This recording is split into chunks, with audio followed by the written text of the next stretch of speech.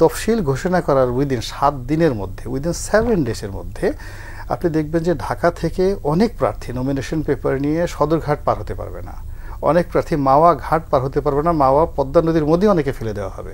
অনেকে গিয়ে দেখবেন যে একেবারে পদ্মা নদীর মধ্যে পদ্মা ব্রিজের উপরে থামিয়ে গাড়ি সব ফেলে দেওয়া হয়েছে। আমি যেহেতু সরাসরি বেশ কয়েকবার নির্বাচন করেছি মাঠে, এবার আমার কাছে যেটা ভয় হচ্ছে যে 2024 সনে যেভাবে একটা আমির নির্বাচন হয়েছে, ওটার চেয়ে একটা ভয়ঙ্কর পরিস্থিতি এবার তৈরি হয়ে যাবে। বোঝার চেষ্টা করুন যে ঢাকা শহরের অফিস আদালতে অনেক জায়গাতে জামাত যারা আছে শক্তিশালী, অনেক জায়গাতে বিএনপির লোকজন শক্তিশালী, কিন্তু জেলা শহর, বিভাগীয় শহর, তৃণমূল, উপজেলা পর্যায়ে সারা বাংলাদেশের টেকনাফ থেকে তেঁতুলিয়া বিএনপি মেময়, বিএনপির বাইরে কোনো কিছু নেই।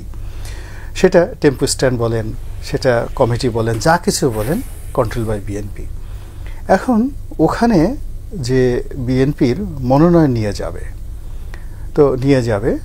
তো দেখা যাচ্ছে প্রায় সব ক্ষেত্রেই বাংলাদেশে বিএনপির 3 থেকে 4টি কমিটি রয়েছে এবং তারা they are fighting with each other, এবং ইতিমধ্যে অনেকগুলো প্রায় 300 মার্ডার হয়ে গেছে শুধুমাত্র এই কমিটির বিষয় নিয়ে নিজেরা এবং কয়েক হাজার এই বিভিন্ন অপকর্মের কারণে বিএনপি থেকে তাদেরকে বহিষ্কার করা হয়েছে, কিন্তু কোনো অপকর্ম বন্ধ হয়নি। এর কারণ হলো একজন মনে করছে যে আমি একটা চেয়ারম্যান হব, মেম্বার হব, 10 বছর 5 বছর দল ক্ষমতায় থাকবে, তা না করে আমি এই আওয়ামী লীগের যে সম্পদ যা কিছু আছে এগুলো হরণ করে উইদিন 1 মাসের মধ্যে যদি আমি তার 100 গুণ ইনকাম করতে পারি, কি আমার এরপরে বিএনপি করলাম না করলাম তাতে আমার কি আসে যায়। অথবা তারা দেখতেছে যে আওয়ামী লীগের লোকজন যারা বাংলাদেশে ছিল চোখের সামনে সুন্দরভাবে পালিয়ে গেল, তাদের তো কিছু হলো না, এবং অনেকে তো ঢাকা এয়ারপোর্ট দিয়ে ঘুষ দিয়ে 1 কোটি পালিয়ে গেল না ম্যানেজ করলো, মানে ম্যানেজ করেছে, পালিয়ে গেছে, যেভাবে তারা সুন্দরভাবে গেছে। মানে যারা ধরা পড়েছে তারা আগের থেকে ধরা ছিল, কিন্তু এমনি আলটিমেটলি যাদের একটু ইন্টেলিজেন্ট তারা কিন্তু সবাই চমৎকারভাবে, এবং আওয়ামী লীগের যারা পাওয়ার বেঞ্চমার্ক আপনি দেখেন তো, শেখ পরিবারে একজন লোক ধরা পড়েছে, তারপর শেষে যারা এই ঢাকা শহর সারা বাংলাদেশে পাওয়ার, আপনি এই যে ইসমাইল হোসেন সম্রাট, জাহাঙ্গীর, গাজীপুরের মেয়র জাহাঙ্গীর, শামীম ওসমান, তাপস থেকে শুরু করে যারা ইয়াংদের মধ্যে টোটাল পাওয়ারটা ধারণ করতে আওয়ামী লীগের, এই যে ছাত্রলীগের প্রথম 100 জন শক্তিশালী নেতা, তার কি কেউ ধরা পড়েছে? সব এখন কলকাতাতে চলে গেছে। এখন এই যে উনি যেটা বললেন আগে, আশরাফ সাহেব যেটা বললেন যে ওই যে ওখানে বসে তো তারা বসে নাই, তারা তো ওখানে বসে এমন কিছু করার চেষ্টা করছে যেন বাংলাদেশের আওয়ামী লীগের যারা প্রতিপক্ষ তারা শান্তিতে থাকতে না পারে, এবং এই সময়টা তাদের জন্য সবচেয়ে একটা প্লেয়িং ফিল্ড হবে নির্বাচনের ওই সময়টাতে। যখন বিএনপির একজন প্রার্থী গেল, তার এগেনস্টে 2 জন বিদ্রোহী প্রার্থী হলো, 1 জন ডামি প্রার্থী হলো, এরপরে স্বতন্ত্র প্রার্থী হলো, এবং ওখানে মূল প্লেয়ার হবে আওয়ামী লীগ অথবা ওখানে প্রশাসনের যারা লোকজন। এবং এটা নিয়ে তফসিল ঘোষণা করার উইদিন 7 দিনের মধ্যে, উইদিন 7 ডেজের মধ্যে আপনি দেখবেন যে ঢাকা থেকে অনেক প্রার্থী নমিনেশন পেপার নিয়ে সদরঘাট পার হতে পারবে না, অনেক প্রার্থী মাওয়া ঘাট পার হতে পারবে না, মাওয়া পদ্মা নদীর মধ্যে অনেকে ফেলে দেওয়া হবে। অনেকে গিয়ে দেখবেন যে একেবারে পদ্মা নদীর মধ্যে পদ্মা ব্রিজের উপরে থামিয়ে গাড়ি সব ফেলে দেওয়া হয়েছে, এবং দ্যাট উইল হ্যাপেন। এবং এটাই কি ভয়ঙ্কর?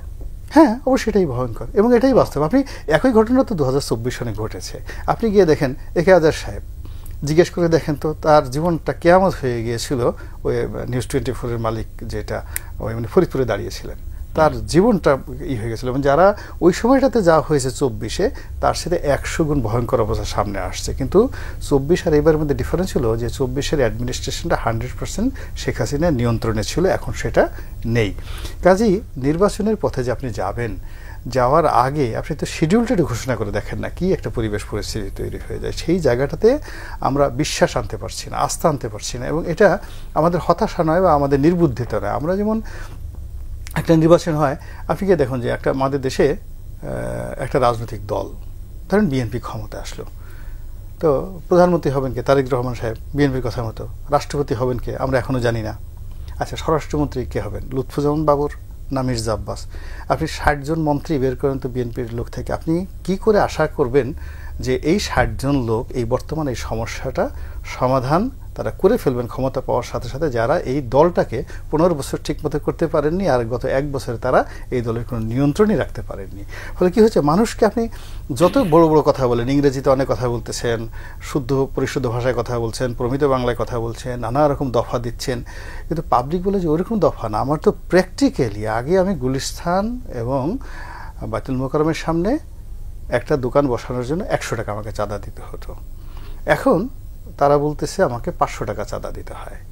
1 2 নম্বর হলো, আগে যেখানে 25টা দোকান ছিল এখন 50টা দোকান সেখানে বসানো হয়েছে, বেচা কেনা হচ্ছে না। আগে মানুষের ক্রয় ক্ষমতা ছিল যা, তার অর্ধেক হয়ে গেছে, দোকান বেড়ে গেছে, চাঁদার পরিমাণ বেড়ে গেছে, আর ওর বাইরে যে ভিতরে যে দোকানগুলো যারা মূল দোকান তারা গিয়ে দেখেন খা কেউ বসতে পারছেন। এই ফ্রাস্ট্রেশনটা ওখানে গিয়ে লোকজন বলেন চাঁদা কোথায় চলে যাচ্ছে, ওই যে হুজুর যে বলছে চাঁদা দিই পল্টনে চলে যায় লন্ডনে, তো এমনি এমনি বলেনি।